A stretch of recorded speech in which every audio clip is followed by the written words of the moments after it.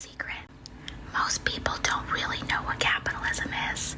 Most people don't even know what socialism is. But most people are not capitalists because they don't have capitalist money. They're not billionaires. What AOC says here is exactly right. And of course Fox is upset about that because they have a role in selling the capitalist myth. Charlie. Oof.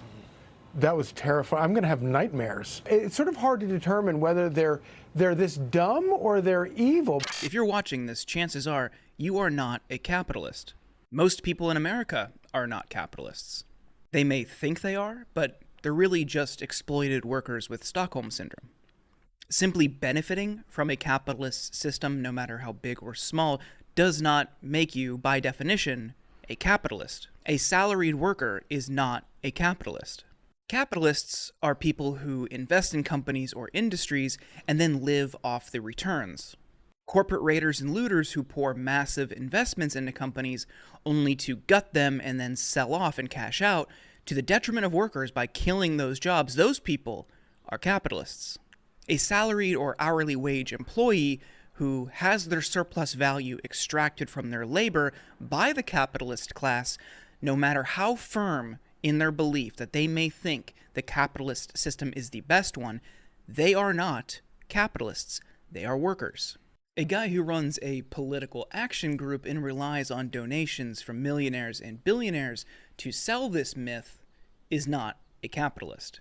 I live like a capitalist every single day, Shank. I live as a capitalist, okay? I live when I believe. No matter what they might say. But what fuels this type of thinking? In part, it could be described by this quote from John Steinbeck.